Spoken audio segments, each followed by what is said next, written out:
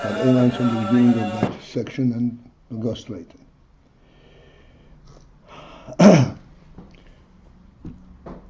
The oil has soivev, despite the fact that it has an effect, it has a promote effect, it actually creates everything, brings everything into being.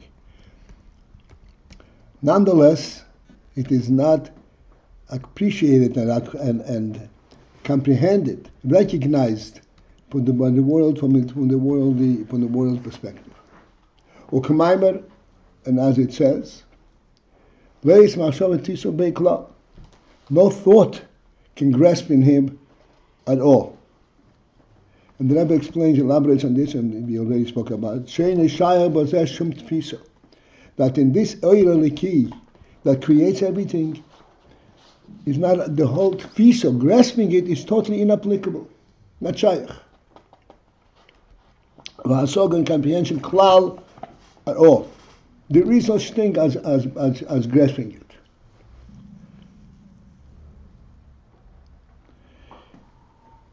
And this is why we use the term machshava, thought.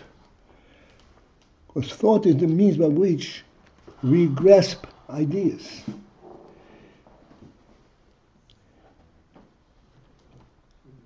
I'd like to take a moment, something which I attempted many times in the past, which just thought and sechel are not one and the same thing.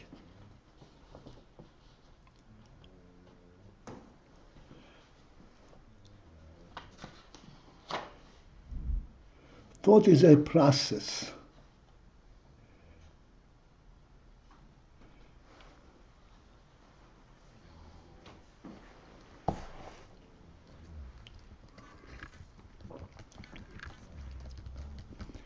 There's a story told that Moshe Rabbeinu was a kvat per kvad loshen.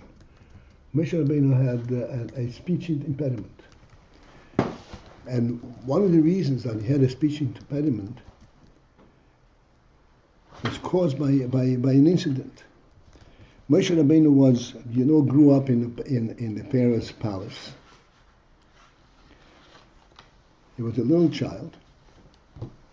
One time, this little child saw the crown of took off the crown from Pharaoh's head. I don't remember exactly, and he put it on his head. And Pharaoh was very concerned. Is this kid know what he's doing? He's trying to take my crown off. So he decided to test him. And how would he test him? Instead of a pot of food and a plate of hot coal. And we will see which one the child will reach for. If he will reach for the hot coal, that will prove that he doesn't know what he's doing. If he will reach for the food, then he becomes suspect. So Moshe, of course, was reaching for the food, but the malach came and moved his hand towards the coal. He grabbed the hot coal and he touched it to his mouth. It was the jewels and gold. Maybe jewels and gold. So he reached for the coal and he touched it to his mouth.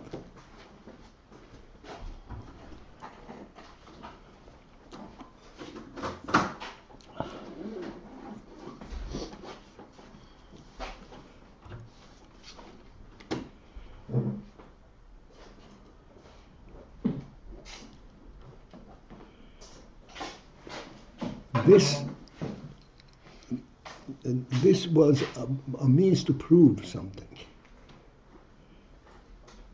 That even though it is a natural thing for a child to reach for something and put it into his mouth, but does he know what he's doing or he doesn't know what he's doing?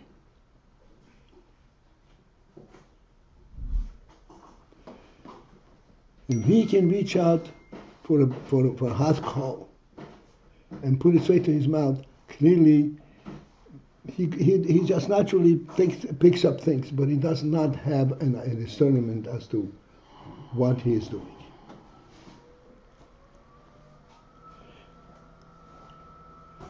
Now, in order to grab the coal, you have to use your hand. It is by virtue of the hand you grab the coal. Not with your sechel, not with your eyes. You grab the coal with your hand.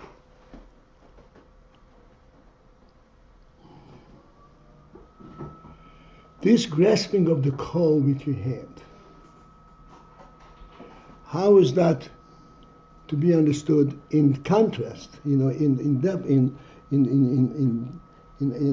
isolation from identifying the coal? When he saw the coal, he saw the coal. He understood that this is coal. Then he stretched out his hand to pick it up.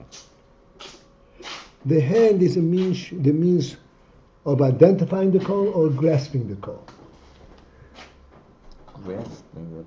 The hand is, I think, a means to grasp the coal. Identifying is not done by the hand. But identifying is by his sechel, that he identifies it. And the sechel is fed, so to speak, is connected to the coal by a sight, not by touch.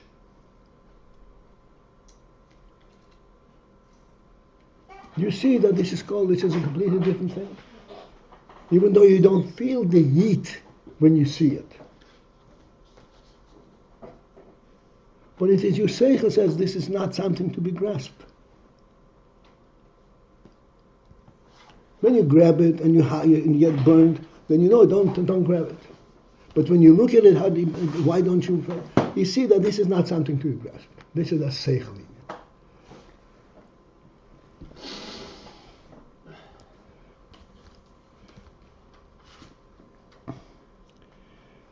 This is what we say. There is a sechel and there is machshava. Sechel is that which recognizes and identifies things in their true source, in their true reality.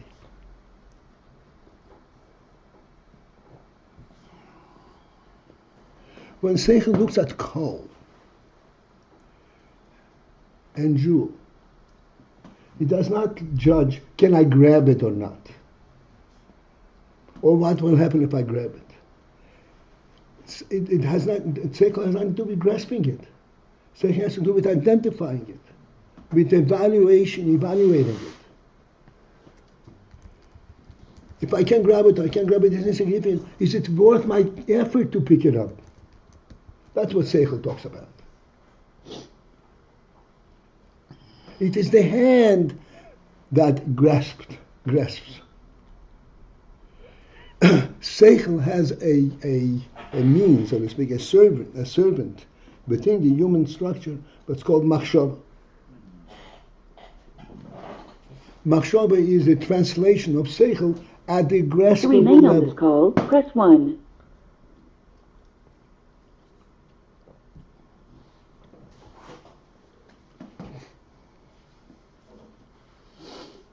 Should we give him another chance? Oh, it's out. Machshava is what's called a levush, a garment of the sechel. Machshava is a means to grasp that which sechel identifies. Just like the hand grasps that which the eye identifies, machshava grasps that which sechel identifies. Just as the hand touches something different than what the eye identifies. It's a different level. So too, machshava, even in a greater distinction, machshava grasps that which sechel identifies.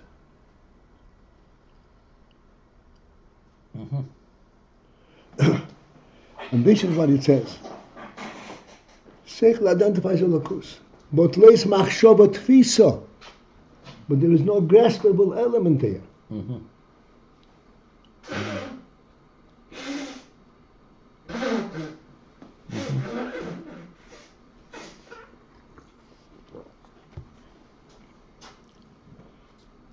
There is no such thing as grasping a lakus with any faculty.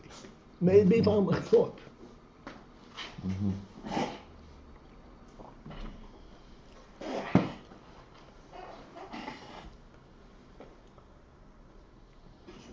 This is what the Rebbe repeats again and puts in the word klal and finishes it. Shein a shayar bazeh shum tfisu asol klal. In a shayar bazeh, and that's inapplicable. The whole idea of grasp is inapplicable to that. Not because it's distant, it's inapplicable.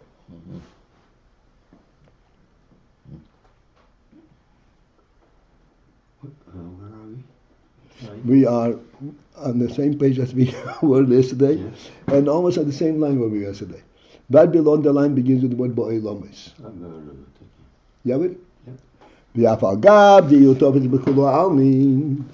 Okay, this is how we go further.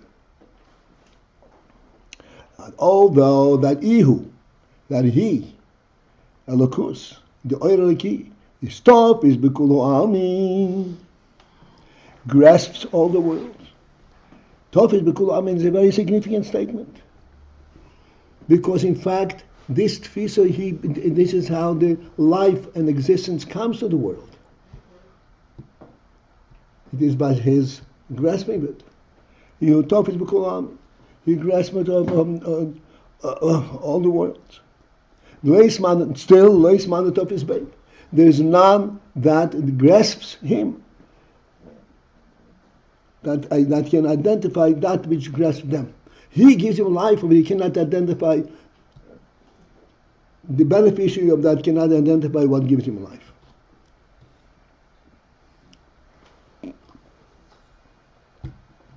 This is a phenomenal union.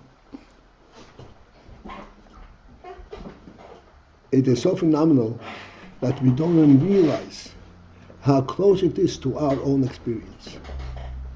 On a much lower level, we live and we see living things all around us. Can anybody explain what life is? Can you grasp it in your sechel? What is the meaning of life? No. Define it. No. I'll make it even easier. I'll explain the difference between something lifeless and something living.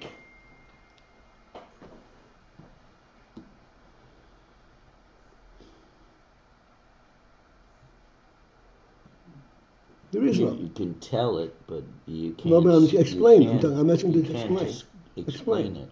You can't explain it. You can just sense it.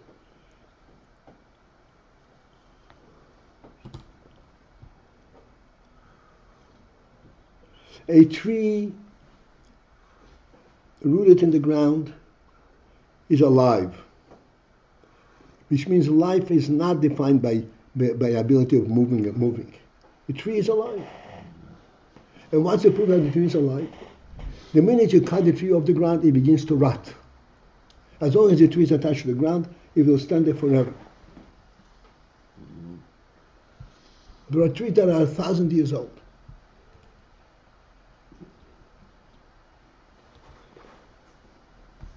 Even older. Thank you, Yitzhak.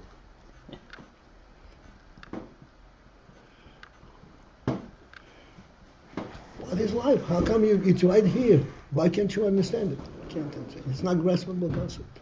It's a divine concept that doesn't belong in the world. It belongs in the world because it's contained in the world, the keli. But it is not part and parcel of the world.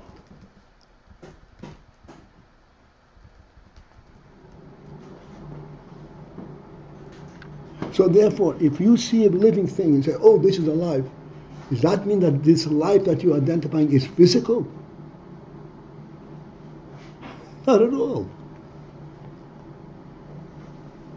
You identify by a physical means, by a keli, but it doesn't become physical. Look, I'm giving you an example from a tree, a piece of wood.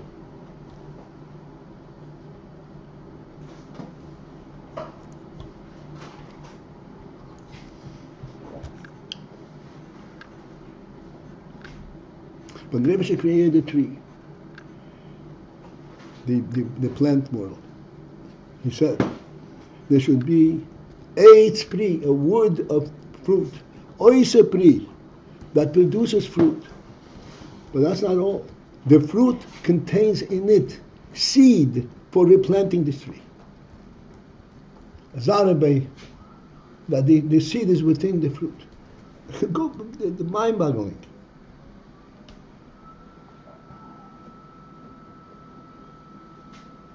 Okay.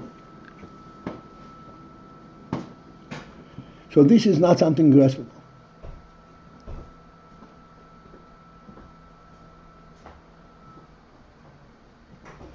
Okay, let's continue further. We have to go to the next stage. Very important. The line, okay, Upirush, the line right above the one at the end of that line. Upirush ihu tofis b'kulam. What is the meaning when we say ihu tofis b'kulam? He grasps all worlds. Who? The pirush of that is Ma. It is the fact. It refers to the fact. Shekol hagiluyim v'hamshochos.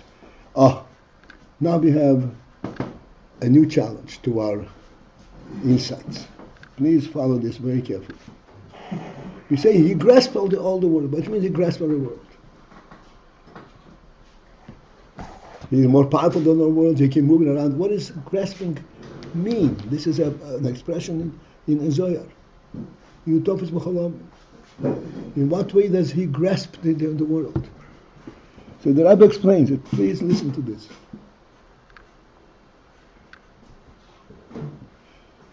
It means this. Mashekol hagiluyim hahamshochos. It is a fact that all the giluyim, all the revelations, all the expressions, v'hahamshochos, and everything that's nimshach into the world,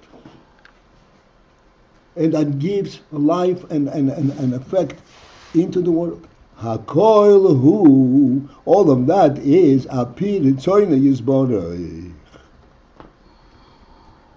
It is apir tzoyne yizborei, according and by the direction of his rotzoin, of his will.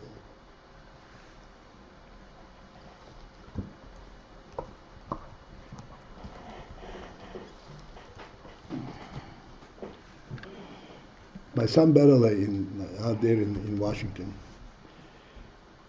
got interested in telescope. He got himself a little telescope.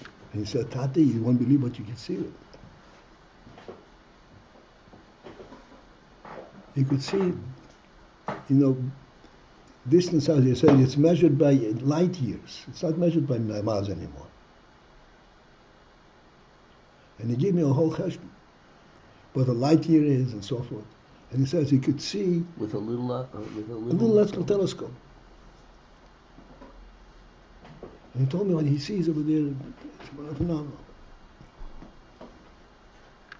Did you see? Huh? He showed you? No, he's out there. He told me. He's in California. He's in Washington.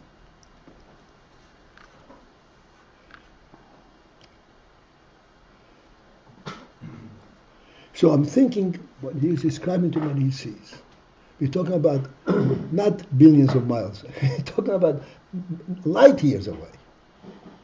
You give me a cheshbon what a light year is. You can't even express it. Everybody know what a light year is?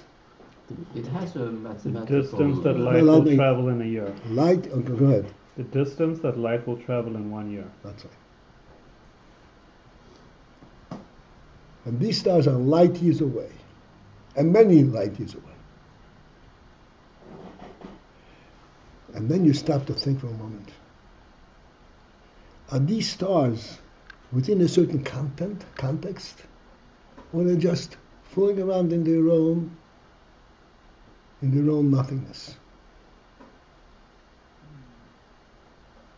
And if you stop to reflect that each one of these little stars is appointed there by the Creator to be in this particular moment, position, and to have this particular rotation, and this particular relationship to this other star.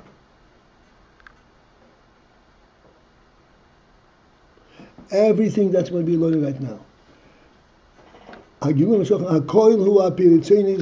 you observe two stars, light years apart, this is he appointed these particular places.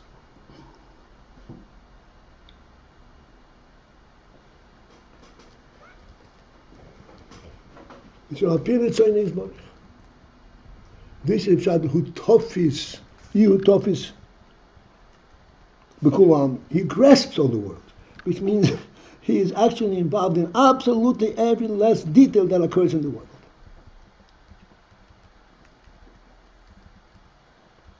All of this represents a divine will. And the Rebbe says, what does it mean, or the words he grasped all the world? Who? The explanation of these words is this. Listen carefully. Because everything that occurs is according by his will. They all represent a divine will that it should be this way and not this way.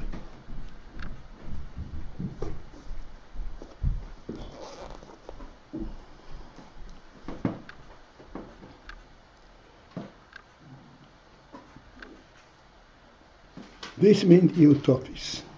He grasps on the world. This is not just occurring in the wild bigness, vastness, limitless vastness. There is specific identification of every little thing.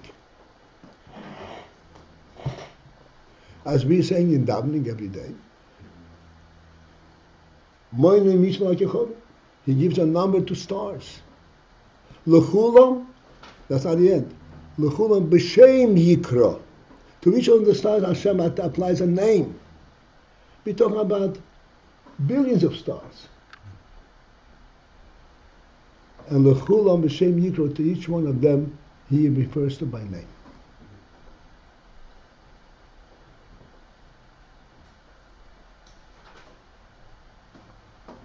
The Rambam describes the principle of Yiras Hashem and Ahavas Hashem. And it says that when a person reflects on the greatness of the Creator, to the extent that a human being can direct his thought and his imagination, he stands in awe. To each one of these stars he applies a name, and he appoints its exact position all the time.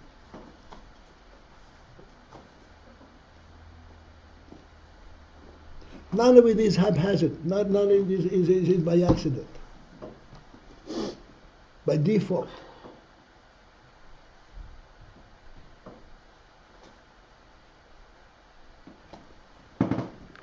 This is the Pshat Iutopis Mechulam. We're learning about this right now. He grasps everything. Only it is all according to his will. His will is what directs whatever should happen. And similarly, the coming into being, all the worlds, and all the nibroim, all the creatures within the world, and their conduct, the control of them. He guides these creatures according to his will. And as the Pasuk says, Kematzvi means like a general who sets up his army. He did B'chel Shmaya in the hosts of the heavens. Just like a captain, not even a general, a captain directs each one of his soldiers where they should stand and how they should turn, how they should move. B'chel Shmaya, everything is directly directed by the Creator.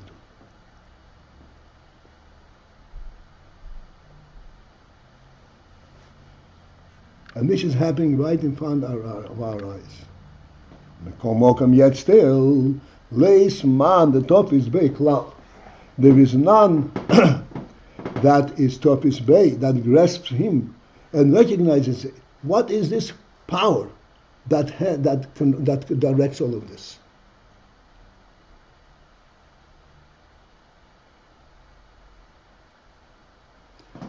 When a general gives an order to soldiers, come this way, or come that way, or come from there, whatever it is, there's identifiable plan of what he's saying. Even though he's directed by fiat, by direction, by order and so forth, nonetheless the order is identified.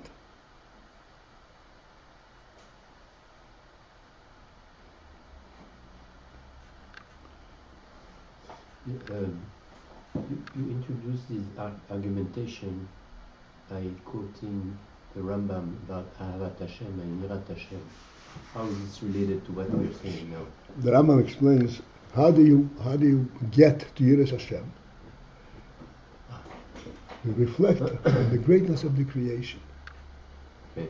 All the great creatures and all that. Like we say, you study law when you think about this. Just this little exposition. Okay.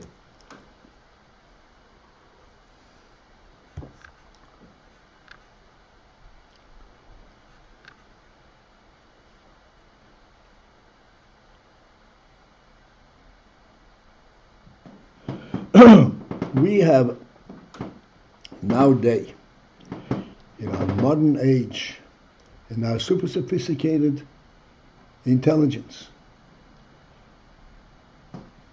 a very special challenge to recognize and to relate to the principle that the stars are in their place and they continue in their path and their relative movements, not by gravitation, by gravity and by any kind of a natural interrelation, but it is a divine appointment. This is a special challenge in our day.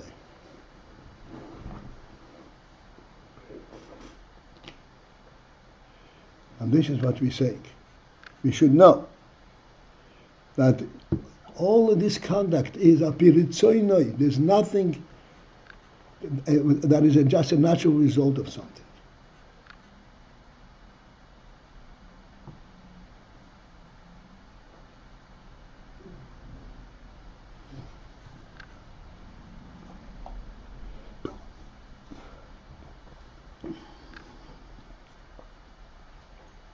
And even though this is a piritzainoi, none is topis mikomo came leisman the topis beklam at the beginning of the line is mikomo came, yet still leisman the topis beklam. There's none that can grasp him at all. Meaning to say, li yesh lohem tfiso v'asoga be'enisoi, that this one who can grasp him, he should have a tfiso, a grasp, and a comprehension in Oyer Ein Sof. Because it is the Oyer Ein Sof that directs it all. Oyer Ein Sof is a non-entity from in a worldly existence. Nobody grasps Oyer Ein Sof, even though its effect is everywhere. Not the effect; it's a constant conduct.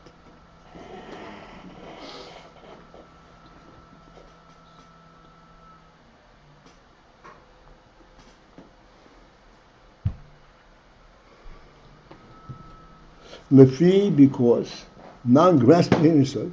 Lefi, because why is it not we cannot grasp in Yisod?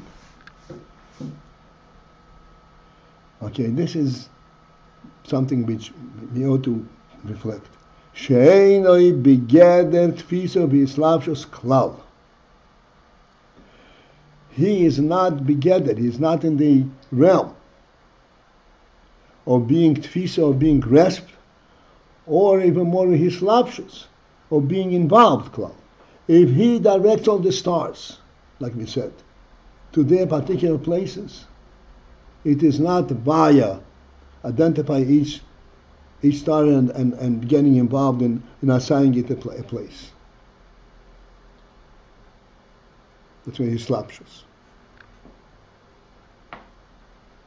We had the motion with the general or the captain.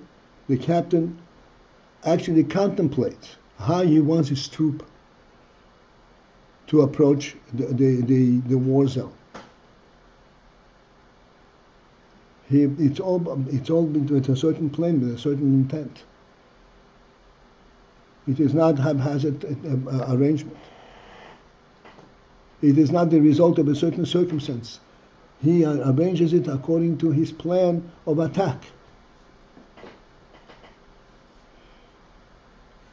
But the AYIN is only together, is not in the realm of being nitwas, be slapshus. He is not be slavish in this.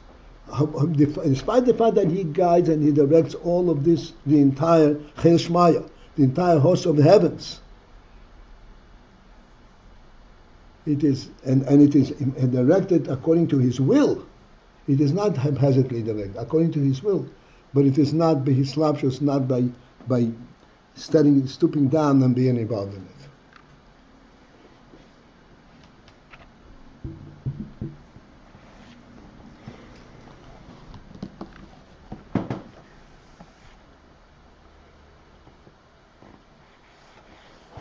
V'hu soivev u'makib l'chol ha'olamis.